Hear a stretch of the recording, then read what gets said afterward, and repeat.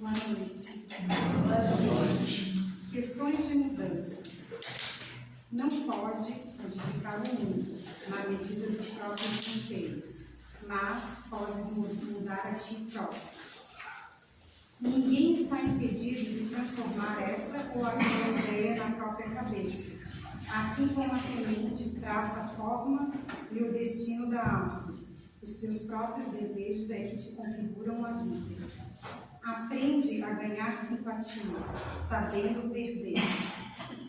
Sempre é aconselhável melhorar as nossas maneiras, antes que as circunstâncias da vida nos obriguem a melhorá-las. Ouvindo sempre mais e falando um tanto menos, conseguirás numerosos recursos que te favorecem a própria renovação. Escuta com atenção quaisquer pareceres dos outros, mesmo quando se te afigurem francamente absurdos. O diálogo deve ser um processo de aprender, mas não de brigar. Em qualquer reunião, convém não esquecer que talvez, em breves dias, estejas precisando daquela pessoa que te parece a mais desagradável. Aceitar os nossos problemas com bom humor é o melhor modo de convertê-los em fatores de auxílio a nós mesmos. A irritação é um meio de congelar os próprios interesses. Todo encontro é oportunidade para que te exercites na ciência da direção. Cada pessoa se troca por aquilo que estima fazer. Poderás enfrentar o desânimo com as mais lindas palavras. Entretanto, o desânimo não te trará proveito algum. Dificuldades caem no caminho de todos. A maneira de usá-las é que faz a diferença. Admira as estrelas, mas não te descuides dos sinais do trânsito. Os outros terão talvez muitas opiniões a teu respeito, mas a vida que tens é aquela em que Deus te colocou para que faças o melhor. Muitas vezes, perder algo de valor em mudanças impostas pelo sofrimento é o jeito de encontrar algo de mais precioso no caminho. Na contabilidade da vida, a idade é convenção. O que existe é o tempo e todo tempo é importante.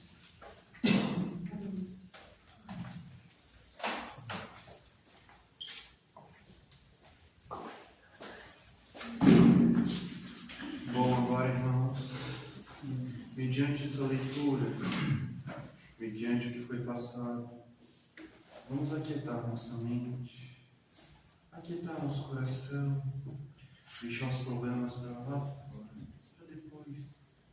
Aqui agora, vamos mentalizar o nosso Pai, vamos mentalizar nossa mãe, para que agora a gente possa escutar todos os ensinamentos que vai ser passado.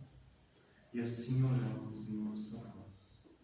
Pai nosso, que estás nos céus, santificado seja o vosso nome. Venha a nós o vosso reino. Seja feita a vossa vontade, assim na terra como nos céus. O pão nosso de cada dia nos dai hoje. Perdoai as nossas ofensas, assim como nós perdoamos a quem nos tem ofendido, e não deixeis cair em tentações, mas livrai-nos de todo mal. Agora vou passar a palavra para o nosso irmão Cláudio. Nós estamos aqui para escutar.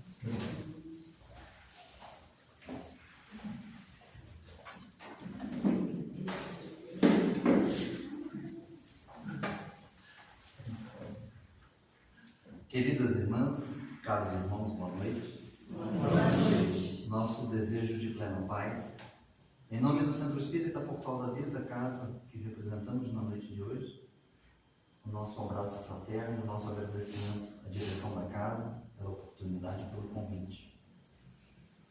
Como diz André Luiz, rogamos aos missionários da luz, obreiros da vida eterna, a assistência direcionamento e o amparo para o desenvolvimento do nosso trabalho na noite de hoje.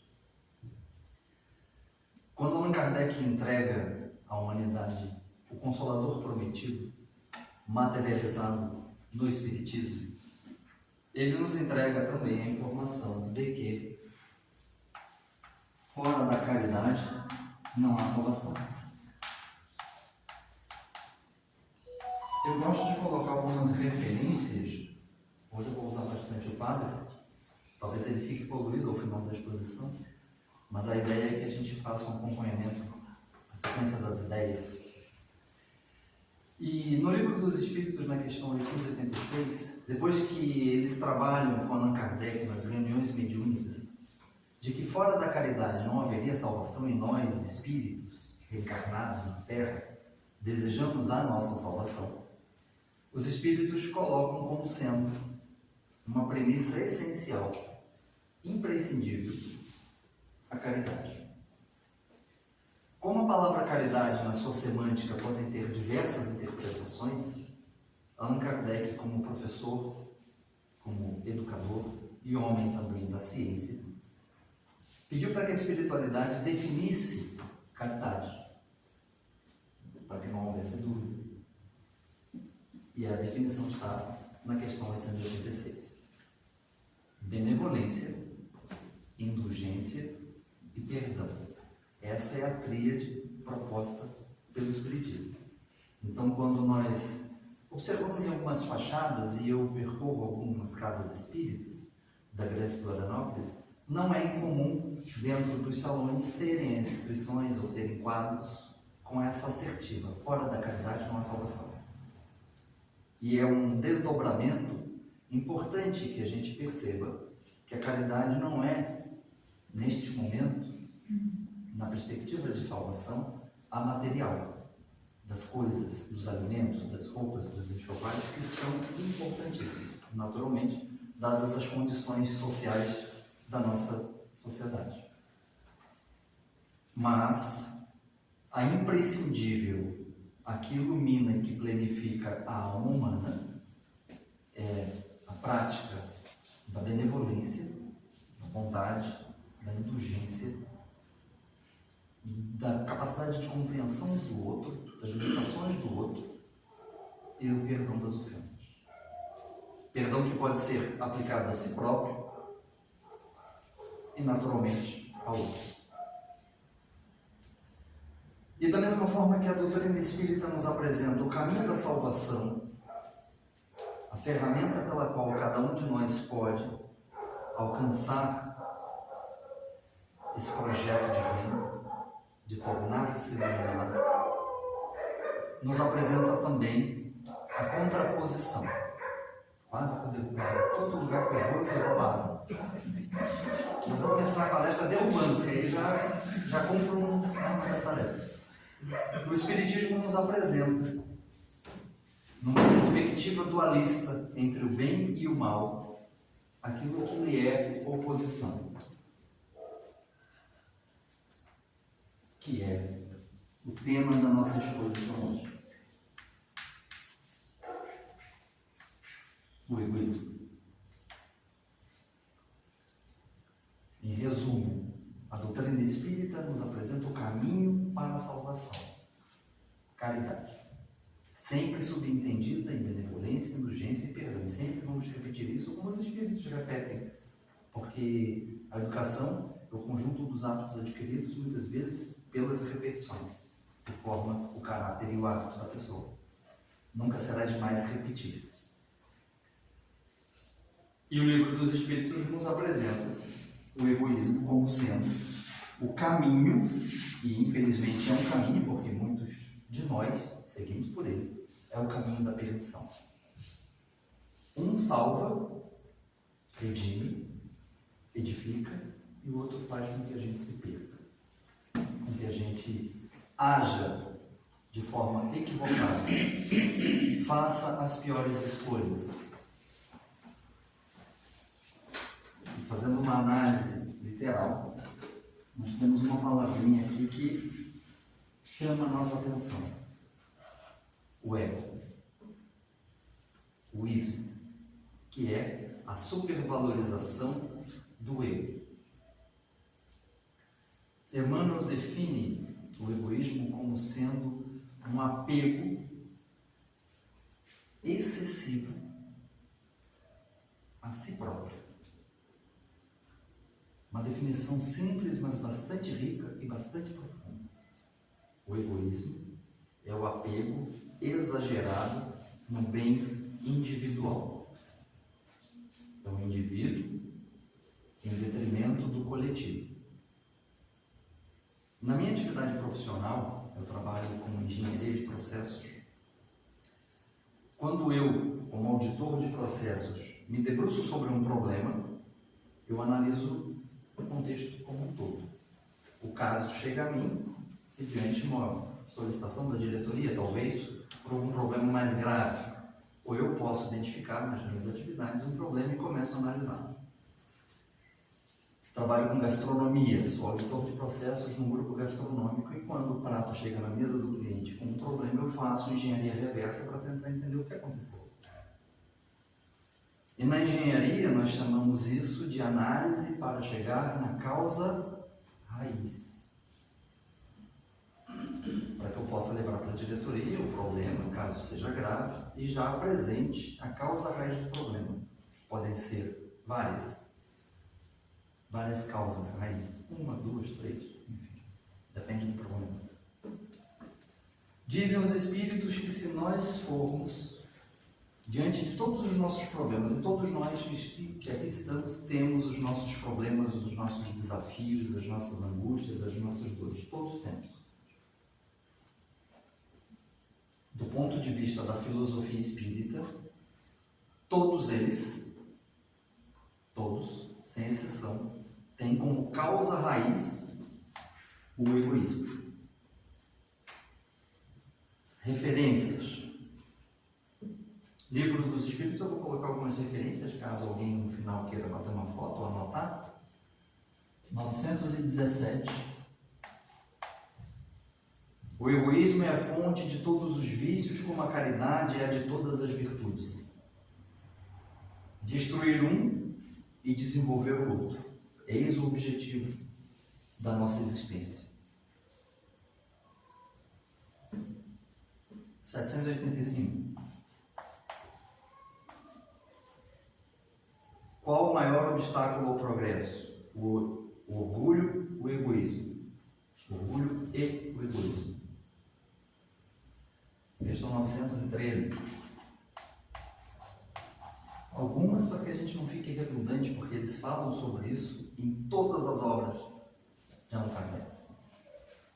Dentre os vícios, qual aquele que mais se pode considerar como radical? Já dissemos muitas vezes, o egoísmo, que é essa questão aqui. Dele deriva todo o mal. Assim como da caridade deriva todas as virtudes, os valores nobres, edificantes. Numa palavra, as personalidades verdadeiras e essenciais do cristão, o verdadeiro homem de bem, conforme o Evangelho, no capítulo 17. Estudai todos os vícios e vereis que no fundo deles há o egoísmo, a causa raiz. A semelhança do paralelo que fiz na atividade profissional que exerço, a causa raiz dos problemas eu estudo, investigo e chego às conclusões. E os Espíritos nos informam que as nossas dificuldades, as nossas dores, em todas as dimensões onde nós estamos inseridos, têm como causa raiz o egoísmo. E quando a criatura humana é estudada à luz da doutrina espírita, a perspectiva é do homem integral, qual seja biológico, psicológico, social e espiritual. As dimensões mínimas, poderíamos ampliar. Essas são as dimensões onde nós estamos inseridos. Temos um corpo orgânico da área da biologia, temos a nossa estrutura psicológica, a nossa psique, nós vivemos em sociedade e nós temos as nossas dimensões espirituais, nós que somos os espiritualistas, independente vertente da crença. Em todas essas esferas, nós enfrentamos problemas, desafios. E os nossos problemas, as dores, têm como causa raiz o egoísmo, a supervalorização do eu em detrimento do outro. O Espiritismo nos diz que nós somos um espírito simples e ignorante, somos criados e vamos progredindo por meio das múltiplas existências. Conceito de matemática básica, uma linha com um ponto inicial é que tem um início, e quando ela não tem um ponto final, significa que ela é infinita. Porque os espíritos dizem que o progresso é quase que infinito. E nós seguimos a nossa jornada evolutiva, vamos nos aprimorando e vamos nos desenvolvendo enquanto indivíduos, enquanto personalidades, enquanto espíritos. Enquanto espíritos eternos, porque a doutrina espírita nos apresenta a proposta da imortalidade da alma. E a imortalidade pressupõe as existências onde nós vamos conquistando conhecimento, desenvolvendo valores, virtudes, saberes. E os espíritos dizem que o progresso da humanidade se dá basicamente em dois caminhos, em duas vertentes. A primeira delas, a científica. A segunda, dos aspectos éticos e morais. Creio que todos concordem comigo, nós estamos em 2023, quase 24, que o nosso desenvolvimento científico / tecnológico é vertiginoso. As informações se sobrepõem umas às outras com uma rapidez imensa.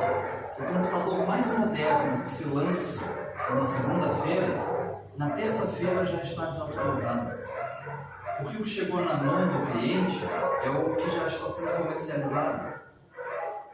Mas a área de pesquisa e desenvolvimento da empresa que lançou o computador já tem certamente 3, 4 projetos arquivados, armazenados na área de P&D, que estão sendo trabalhados. Talvez já existam até alguns protótipos, mas no comércio nós temos um que é considerado como sendo de ponta, mas que em essência já está desatualizado. A tecnologia está avançando de uma forma muito agressiva, muito intensa, muito rápida. Em todas as esferas onde nós estamos situados, o conhecimento avança a passos largos. E como nós estamos nos aspectos morais e éticos? Não preciso lembrá-los que nós temos 2 guerras em curso. Nós falamos atualmente da de Israel, mas a da Rússia com a Ucrânia continua. Então nós temos 2 guerras atualmente em curso. Quase 2024. Como a humanidade está, do ponto de vista do processo evolutivo nos aspectos morais, éticos, de respeito às diferenças, como é que nós estamos? Engatinhando. Então, o progresso científico e intelectual é muito mais acelerado, infelizmente, do que o progresso moral, do que o progresso dos valores, das virtudes. Nós trazemos essa perspectiva do infelizmente, mas que faz parte do nosso processo evolutivo. Nós estamos num mundo classificado no Evangelho como sendo um mundo de provas e expiações. Então é natural, é de se esperar que nós enfrentemos provas e expiações. Do contrário, não faria sentido definir o planeta Terra como sendo um mundo de provas e expiações e esperar somente as bem-aventuranças ou um mundo de felicidade. A nossa leitura é que está equivocada. Nós precisamos olhar os acontecimentos nessa perspectiva, como se fosse, diz Allan Kardec, um grande hospital, um grande educandário. Só mandamos e só internamos no hospital pessoas que precisam de tratamentos voltados ao refazimento físico, a recuperar a saúde ou fazer um processo investigativo. Só se mandam para os educandários crianças em eternidade que precisam ser alfabetizadas, receber a escolarização mínima para que avancem dentro dos processos políticos pedagógicos de aprendizagem. Essa é a visão que nós precisamos ter do nosso planeta. Para que a gente consiga entender a existência de Deus, dos bons espíritos e do Cristo coordenando as atividades, a existência na Terra, sem perder a fé, sem perder a esperança, sem perder a crença na humanidade. Para que a gente consiga entender todos esses acontecimentos que ocorrem, não só na nossa sociedade. Quando falamos sociedade, não é local, grande Florianópolis, mas uma visão lato sensu, não estrito sensu. Lato sensu, a humanidade como um todo. Então o Espiritismo defende e define o nosso planeta como sendo um mundo de provas e expiações, e nós enfrentamos essas dores e essas dificuldades, principalmente por causa do nosso egoísmo. A supervalorização do meu interesse em detrimento do outro. E uma coisa é certa e é fato, do ponto de vista psicológico, todos nós em algum momento, talvez hoje, já são 8h20, daqui a poucas horas transcorrem no dia, possivelmente todos nós que aqui estamos hoje, em algum momento do dia, pensamos mais em nós do que no outro. Desde questões mais simples, mas que há uma manifestação de ego, de uma perspectiva individual, seja qual seja, até questões mais complexas e delicadas que não nos compete julgar nem analisar. É uma busca individual. Mas enquanto a humanidade como um todo, e sempre essa perspectiva, esse olhar lato sensu, sociedade, for egoísta, cada um de nós pensando somente em si ou nos seus, em pequenos agrupamentos, pequenas castas, nós viveremos uma tragédia coletiva. O que os Espíritos falam para Allan Kardec, de que nós vamos nos entredevorar, porque cada um pensa no seu bem-estar e no seu benefício pessoal. E o Espiritismo, quando Allan Kardec nos entrega nessas abençoadas obras, os Espíritos dizem que enquanto houver uma pessoa em sofrimento, padecendo as suas dores, as suas dificuldades, esteja onde esteja, seja quem seja, nenhum espírita consciente e verdadeiro cristão poderá dormir em paz. Essa é a perspectiva de excelência. Essa é a perspectiva de excelência, a preocupação universal com as condições do outro. E é uma forma de pensamento bastante rigorosa de Kardec. O verdadeiro espírito, o verdadeiro cristão, não poderá descansar em paz plena, sabendo que um irmão seu, em algum lugar, em algum momento, por alguma situação que a gente desconhece, está sofrendo. Até porque na perspectiva reencarnacionista, aquele que está sofrendo, que a gente não conhece agora, numa outra existência, pode ter sido um ente querido muito próximo de nós. E que pelo véu do esquecimento, nos fenômenos reencarnacionistas, nós perdemos o contato. E que é preciso ter essa perspectiva. Porque desta forma, com este exercício mental, nós criamos uma visão de rede de fraternidade, de caridade e de apoio. E o egoísmo precisa ser combatido inicialmente em nós. Porque dele deriva todas as dificuldades e todas as dores. Mas o ego, e aqui uma definição na área da psicologia, o ego ele não é ruim. É que nós muitas vezes tomamos a palavra no seu conceito, na sua acepção pejorativa e negativa. O ego não é ruim. O ego faz parte da nossa estrutura psicológica. Temos o ID, o ego e o superego, que compõem a nossa estrutura psicológica, a nossa estrutura da psique. O ego é a nossa personalidade, que pode ser positiva, que pode ser negativa, mas que pode ser positiva também. E a gente associa, na maioria das vezes, aos aspectos negativos. Então, uma pessoa que é muito vaidosa, que é muito orgulhosa, a gente diz que é uma pessoa muito egocêntrica. O problema dela é o ego. Naquela pessoa, o ego é negativo, porque talvez ela seja prepotente, seja arrogante. Mas o Chico Xavier, que é uma personalidade mais próxima de nós espíritas, que até pouco tempo atrás esteve conosco, também tem um ego. Só que um ego de humildade, de personalidade mais dócil, mais consciente dos seus valores, das suas necessidades, mas o Chico também tinha o seu ego formatado e construído numa outra perspectiva. Mas o ego é, em realidade, em resumo, de forma sintética, a manifestação da nossa personalidade. E existem personalidades egocêntricas, arrogantes e pedantes, existem personalidades mais humildes, mais dóceis, mais simples, do ponto de vista da apresentação da sua própria personalidade. Então o ego não é de tudo ruim, muito pelo contrário. O ego faz parte da nossa construção, da nossa psique. A grande dificuldade está na administração de até onde o nosso ego é positivo, ou onde ele entra nos aspectos do egoísmo, do bem-estar pessoal em detrimento do outro. E muitas vezes, sejamos bastante francos, nós vivemos, às vezes, em hipocrisia. Porque a gente cobra da sociedade, a gente cobra dos governantes e dos políticos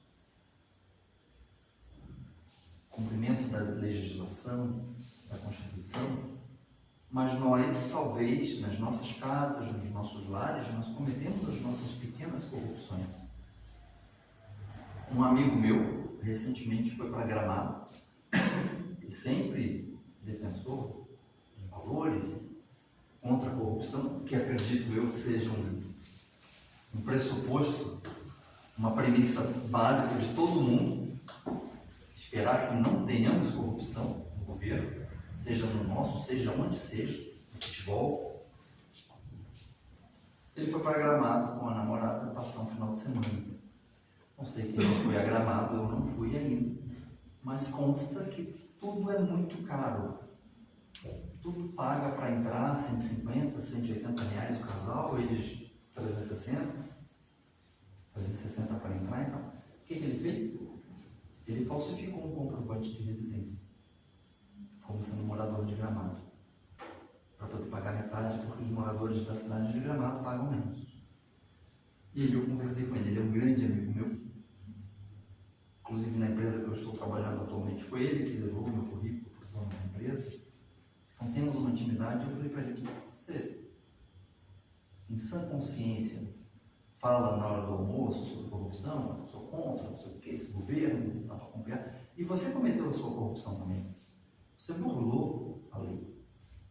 Ah, mas é porque era muito caro. Eu falei: esse pensamento, talvez projetado num indivíduo que está sentado numa mesa, num gabinete, e que recebe a pasta orçamentária com 100 milhões de reais para as escolas, ninguém vai sentir falta de 100 mil.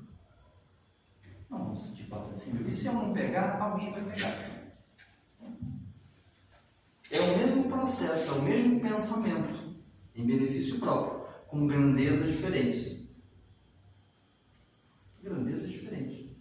Mas alguém que tem a personalidade, e eu falei isso para ele, a personalidade egotista, pensa em si. Então ela recebe a pasta orçamentária.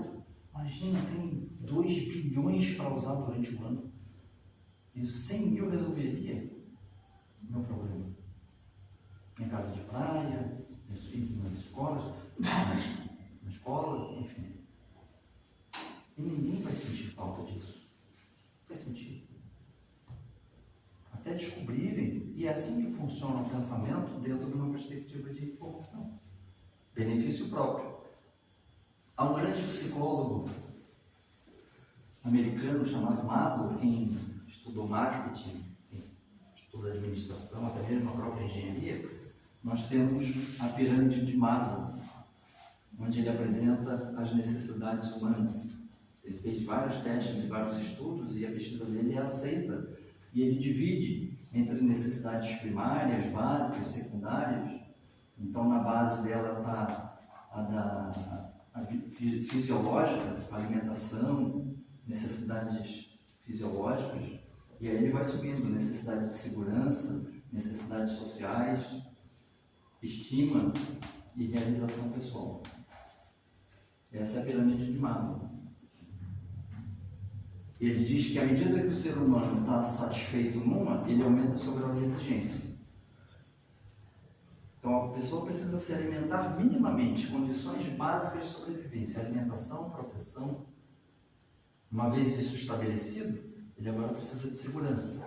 Uma vez estabelecido essa segurança, vivendo dentro de uma sociedade. E aí vai se aprimorando.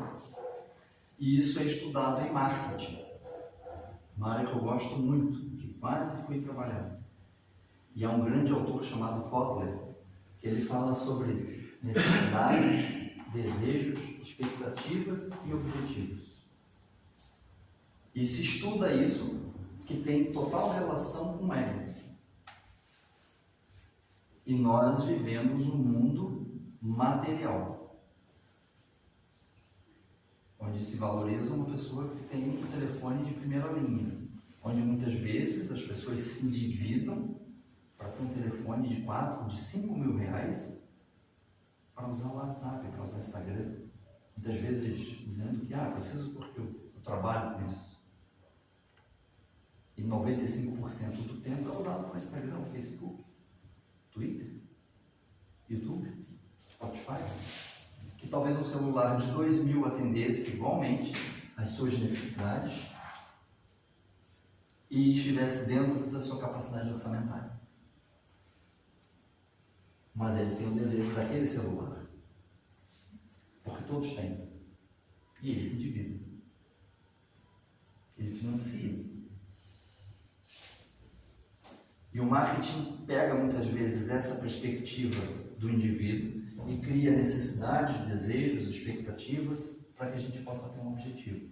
Isso aqui pode ser muito positivo, mas depende da nossa personalidade e da nossa busca. A corrupção, por exemplo, ela pode estar associada a isso aqui. Eu tenho uma necessidade de viver bem, eu queria ter um bom carro, uma casa de praia, viajar, conhecer a Europa. Eu tenho um desejo, eu tenho as expectativas, eu tenho um objetivo. E se eu tenho acesso a certas situações em determinados contextos em que eu possa dar uma mordidinha nessa fatia do bolo, porque todo mundo aqui vai levar sua fatia, sua opinião, eu também vou. E a gente tem um problema social. O país, como o Brasil, absolutamente rico de recursos financeiros, minerais, agropecuários, é abençoado por Deus literalmente. E nós temos um país extremamente pobre, porque a divisão de renda ela é mal distribuída.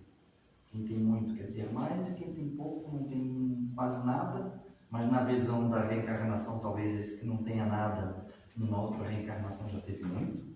Agora vem lhe faltando o necessário, o fundamental para a sua existência, para que ele sinta na dor, para que ele sinta no coração que é um dos seus filhos ter fome, e ele abre os armários e não tem nada para doar. Porque numa outra existência, ele tinha um orçamento para desenvolver uma determinada cidade, uma determinada região.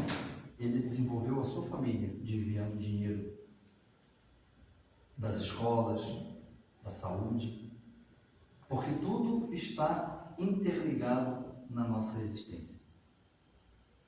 Tudo. Diz André Luiz que nós estamos na Terra, subordinados às leis de Deus, e que elas administram a nossa existência, e não há nada que a gente faça de bom ou de ruim que volte em retorno para nós. Lei de ação e reação, terceira lei de Newton, tudo que nós fazemos para a vida em determinado momento nos trará de retorno. Nesta ou na próxima reencarnação, ou na outra, porque a natureza não dá saltos, ela não tem pressa. O autoaprimoramento se dará. Nós seremos chamados à responsabilidade por feitos nossos.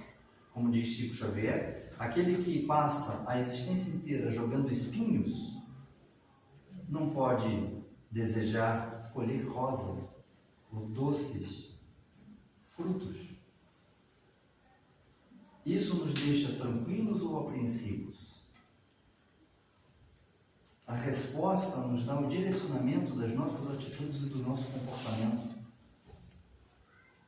A nossa perspectiva egocêntrica, o pensar somente em nós, nas nossas necessidades, nos nossos objetivos, nós precisamos, dentro do possível, cada um de nós, todos, no exercício diário, tentar combater o ego no seu aspecto negativo, do pensar primeiro em si, em detrimento do outro, com pequenos exercícios, gentileza, permitindo que o outro passe na nossa frente no trânsito, dando a vez no filo de mão. Pequenos exercícios, porque educação é o conjunto dos hábitos adquiridos e nós vamos tomando posse do nosso ego, direcionando ele por uma perspectiva positiva.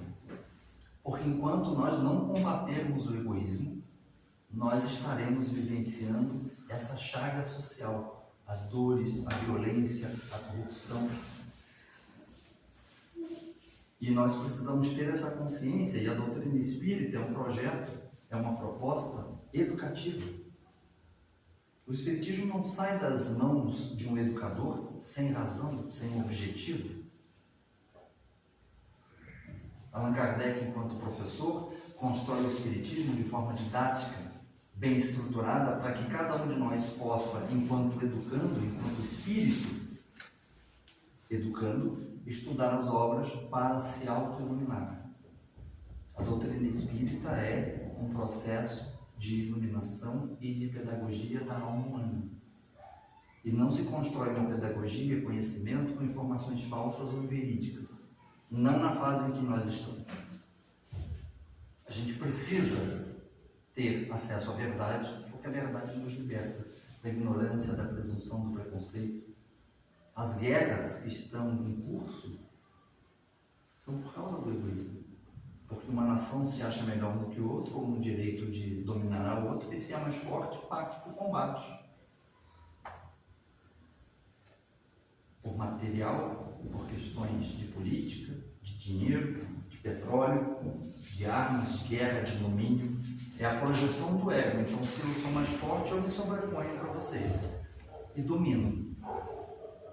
Se há a presença da caridade, eu me torno igual e tento desenvolver aqueles que precisam de desenvolvimento, para que fiquemos todos no mesmo nível. Por isso que o grupo do G8, do G20, tende a ter projetos para que a gente melhore as condições dos países mais pobres. Essa é a perspectiva da doutrina espírita. Nós precisamos combater o ego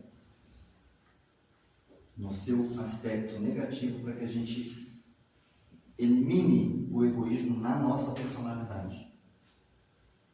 Se a gente vem ao centro espírita somente para receber o passe, tomar água fluidificada, na expectativa de que os espíritos façam por nós o trabalho que é nosso, desculpa, é uma projeção inconsciente do egoísmo. Eu quero que a espiritualidade jogue raios de luz renovadores nas minhas células, na minha personalidade, que a água eu ingira e que afaste as mazelas de mim, mas eu não quero mudar o meu comportamento ou reformar as minhas atitudes.